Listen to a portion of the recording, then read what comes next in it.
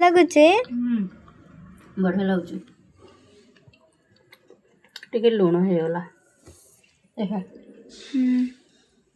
ମସ୍ତ ଦେଖାଯାଉଛି। ଖାଲି ସାଧା ହେଇଗଲା ଆଉ। ତୋର ଅଣ୍ଡା ତଡ଼କା ଦରକାର ହଉଥିଲା ନାଇଁ?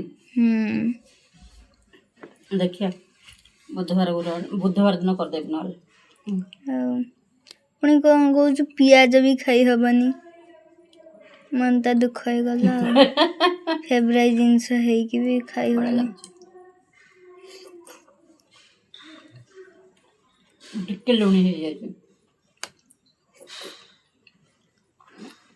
ବାବା ନାହାନ୍ତି ଏକଡେ ଖାଇବା ପାଇଁ ଭଲ ଲାଗୁନି। ବାବା ଆସିଲେ ଲେଟ୍ ହବ ବୋଲି ଖାଇଦେଲି।